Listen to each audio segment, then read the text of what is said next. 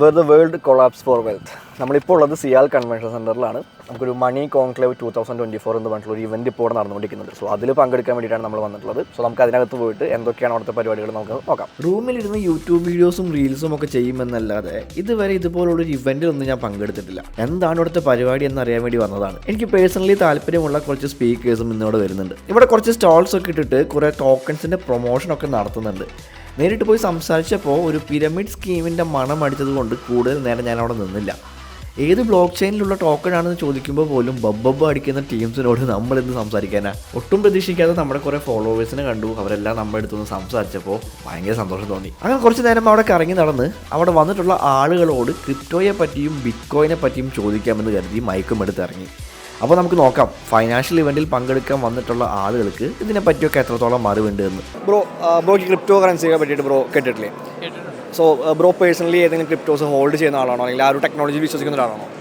ഞാൻ ഒന്നും ഹോൾഡ് ചെയ്യുന്നില്ല, പക്ഷേ ഇത് ടെക്നോളജി നന്നായിട്ട് വരുമെന്ന് തോന്നുന്നു. ക്രിപ്റ്റോ കറൻസി ആക്ച്വലി ഞാൻ വിചാരിക്കുന്നത് പണ്ടൊക്കെ നമ്മളൊരു മണി എന്ന് പറഞ്ഞ കോൺസെപ്റ്റ് ഒരു ഇവല്യൂഷനുള്ളൊരു പ്രോസസ്സിലായിട്ട് വരുന്നതാണ്. അപ്പോൾ പണ്ടൊക്കെ വെച്ച് കഴിഞ്ഞാൽ നമ്മൾ സാധനത്തിന് പകരം പല സാധനങ്ങൾ കൊടുത്തിട്ടാണ് ആ ഒരു മണി എന്ന് പറഞ്ഞ കോൺസെപ്റ്റിൽ നമ്മൾ എത്തുന്നത്. പിന്നെ അത് കറൻസിയായി മാറി, പിന്നെ അത് ഗോൾഡ് കോയിൻ ആയിരുന്നു.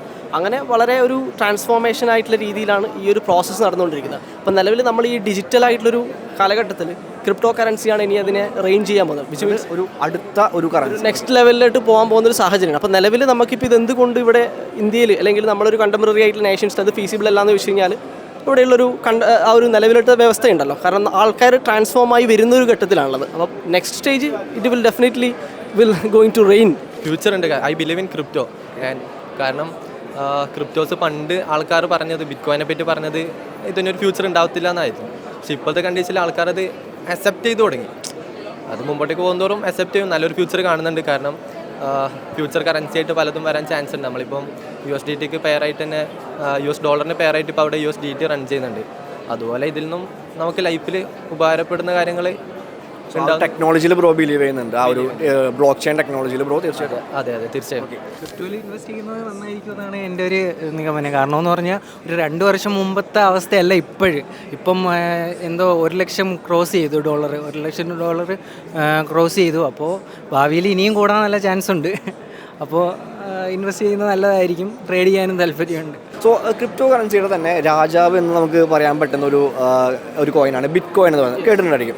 സോ ബിറ്റ് കോയിൻ എന്ന് പറയുന്നതിൽ ബ്രോ എന്താണ് ബിറ്റ് കോയിനെ പറ്റിയിട്ടുള്ള ബ്രോയുടെ ഒരു അഭിപ്രായം എന്താണ്? ഫ്യൂച്ചറിൽ നല്ല രീതിയിൽ ഗ്രോത്ത് ഉണ്ടാവുമെന്ന് തോന്നുന്നു. പക്ഷേ ഇപ്പോൾ നല്ല രീതിയിൽ വോളറ്റൈലും ആണല്ലോ, ഗ്രോത്ത് ഉണ്ടാവും തീർച്ചയായിട്ടും. ബിറ്റ് കോയിൻ എനിക്കറിയുന്ന ഒരു കാര്യം ടു എക്സ്പെൻസീവ് ആണ്. അതിൻ്റെ ഒരു അത് അത്രയും ഡീപ്പായിട്ടുള്ള പ്രോസസ്സും കാര്യങ്ങളൊന്നും എനിക്കറിയില്ല. But it is very very great idea. ബിറ്റ് കോയിന് സ്ട്രാറ്റജീസും കാര്യങ്ങളും പിന്നെ അതുപോലെ തന്നെ ന്യൂസും അതുപോലെ തന്നെ ആ മാർക്കറ്റ് ഇൻവോൾവ് ചെയ്യുകയാണെന്നുണ്ടെങ്കിൽ നമുക്ക് ഒരു നല്ലൊരു ബെസ്റ്റ് ഓപ്പർച്യൂണിറ്റീസ് ആയിരിക്കും. അതിന് മുമ്പൊക്കെ പറഞ്ഞിട്ട് ഈ ബിറ്റ് കോയിന് വിറ്റ് പിസ വാങ്ങിയ ആൾക്കാരെ കഥയുണ്ട്, എത്ര ബിറ്റ് കോയിന് വാങ്ങി. പക്ഷേ ആ ഒരു ബിറ്റ് കോയിൻ്റെ ഇന്നത്തെ മൂല്യം എത്രയോ മൾട്ടിപ്പിൾ ആണ്. ഞാൻ മെയിനായിട്ട് ചെയ്യുന്നത് ഫോറക്സ് ട്രേഡിംഗ് ആണ്. അപ്പം ക്രിപ്റ്റോ ട്രേഡിംഗ് തുടങ്ങിയിട്ടുണ്ട്. അപ്പോൾ ബിറ്റ് കോയിൻ്റെ ഒക്കെ ഇപ്പോൾ പമ്പൊക്കെ കണ്ടപ്പോഴത്തേക്ക് ഫുൾ എക്സൈറ്റ് ആയി. അപ്പം മാർക്കറ്റിൻ്റെ കണ്ടീഷനും ഇതൊക്കെ നോക്കുമ്പോഴത്തേക്ക് ബിറ്റ് കോയിൻ നല്ലൊരു ഓപ്പർച്യൂണിറ്റി ആണ്. ഇപ്പോൾ ചെയ്യുമ്പോഴേ മാർക്കറ്റ് ചെറിയ ഡൗൺഫോൾ പോകുന്നുണ്ടെങ്കിലും ഫ്യൂച്ചറിൽ അപ്പാനുള്ള ചാൻസ് കൂടുതലാണ്.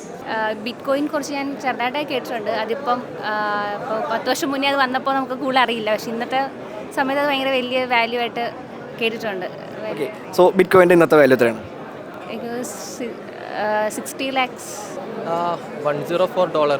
അബൌട്ട് ഒരു 80 to 90 lakhs ഉള്ളിലാണ് എനിക്ക് എൻ്റെ എക്സ്പെക്ടേഷൻ. അതായത് US ഡോളർ വെച്ച് പറയുകയാണെങ്കിൽ ഒരു $1 ലക്ഷം മേലെ ഇന്ന് ബിറ്റ് കോയിന് വിലയുണ്ട്. അതായത് ഉടനെ തന്നെ ഒരു കോടി ഇന്ത്യൻ രൂപ ആകാനായിട്ടുള്ള സാധ്യതയുണ്ട് ഈ പോക്ക് പോവുകയാണെങ്കിൽ. സോ ബിറ്റ് കോയിൻ്റെ ഒരു പ്രൈസ് എക്സ്പെക്ടേഷൻ എത്രയാണ്? ഈ ഒരു ബുൾ മാർക്കറ്റിൽ ബിറ്റ് കോയിൻ്റെ പ്രൈസ് ഏതൊരു പ്രൈസ് വരെ പോകുന്നതാണ് ബ്രോ ഇപ്പോൾ വിശ്വസിക്കുന്നത്? എനിക്ക് ഇപ്പോൾ ലാസ്റ്റ് ട്രംപിൻ്റെ ഇലക്ഷൻ വിന്നിങ്ങിന് കൊണ്ടാണ് ഇപ്പോൾ ഒരു നല്ലൊരു ബുൾ റൺ കിട്ടിയിട്ടുണ്ട്. പല മീം കോയിൻസിലും കാര്യങ്ങളിലൊക്കെ ആയിട്ട് നല്ലൊരു റൺ കിട്ടിയിട്ടുണ്ട്. നല്ലൊരു ഫ്യൂച്ചർ കാണുന്നുണ്ട്. നല്ലൊരു ഈ പറഞ്ഞ 1 CR അടുത്തായി ഇപ്പം നിയർലി. വിത്തിൻ ഒരു 6 months ടാർഗറ്റ് അച്ചീവ് നോക്കാം.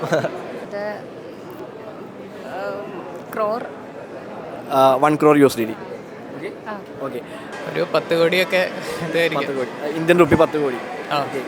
നല്ല 1 ലക്ഷത്തിന് മുകൾക്ക് കൂടാൻ നല്ല സാധ്യതകൾ കൂടുതലാണ്. ഓൾറെഡി 1 ലക്ഷത്തിന് മേലെയായി.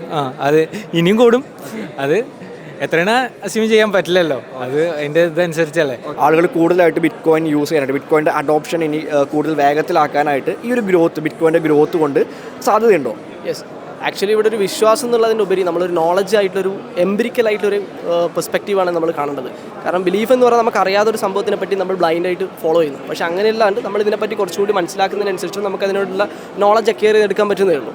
അപ്പോൾ അവിടെ അങ്ങനെയുള്ള ഒരു പ്ലാറ്റ്ഫോമുകൾ ഇപ്പോൾ നിങ്ങളെപ്പോലുള്ള ഈ ഐഡിയാസൊക്കെ ആൾക്കാരിൽ ഫെമിലിയർ ആക്കുന്നതിനനുസരിച്ചാണ് അതിൻ്റെ ആ ഒരു സ്ട്രെങ്തൺ ആൾക്കാർ എത്രത്തോളം അറിഞ്ഞിരിക്കുന്നു എന്നുള്ള കാര്യമാണ് ഇവിടെ ഏറ്റവും ഇമ്പോർട്ടൻറ്റ്.